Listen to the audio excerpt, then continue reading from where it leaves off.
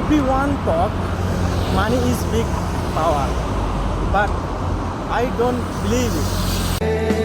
তবে আমি বিশ্বাস করি যে জীবনে টাকা দিয়ে সুখ কেনা যায় না।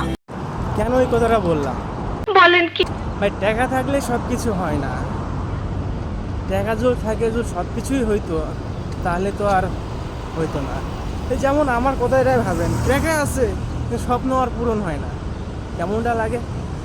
আমি অলরেডি খবর পেয়েছি।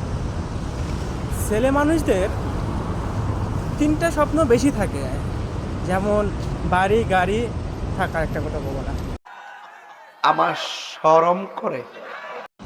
বললেই খালি বলবেন আমি শুধু বিয়ে করতে চাই, দেশে আয় বিয়ে দিব, মানে এক একজনের এক এক কথা।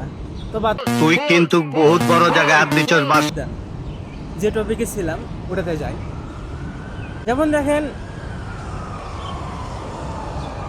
অল্প অল্প করে টাকা জমালাম গাড়ি কেনার জন্য। প্রায় 1 থেকে 1.5 মাস চিন্তা ভাবনা করলাম দেশে গিয়ে কি গাড়ি কিনা যায়।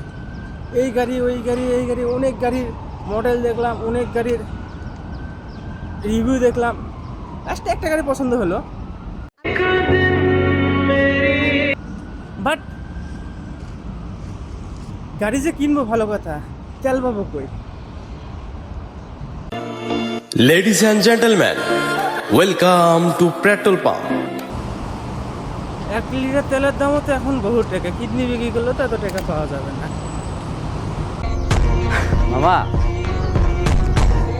আমি ভাবতাছি সামনের মাসে না পারলেও সামনের বছর নিজে একটা গাড়ি কিনবো। বাদ দাও, গাড়ি আর কিনা হবে না, স্বপ্ন আর পূরণ হবে না। তো অনেক চিন্তা ভাবনা করার পরে দেখলাম সাইকেল কিনি, কেননা সাইকেল চালাতে তেল লাগে না। হয়তো একটু লেট হবে কোনো জায়গায় যাইতে, বাট যাওয়া যাবে। তো তো এক শোরুমে ফোন দিলাম, চেনা পরিচিত লোক ছিল, তারা বললাম ভাই এখন সাইকেল কোথায় যাচ্ছে। দাম শুনে আমি তো অবাক হবো না কেন?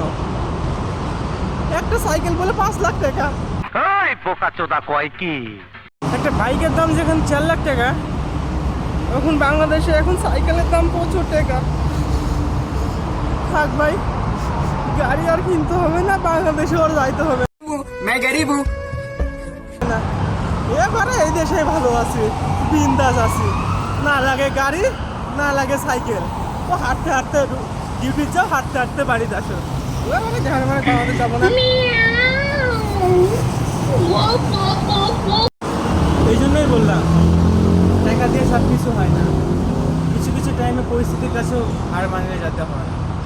যেমন টাকা আছে, গাড়িও আছে, তেল নাই।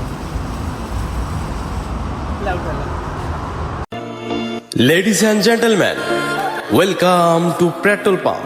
যাদের এখন বর্তমানে গাড়ি আছে তারা বুঝতে পারছে 1 লিটার তেল নেওয়ার জন্য 2 ঘন্টা 3 ঘন্টা ধরে সিরিয়ালে দাঁড়িয়ে আছে, তবুও তেল পায় না। এটা তো কেবল শুরু, সামনে যে আরো কত কিছু আসতেছে, আস্তে আস্তে টের পাবেন।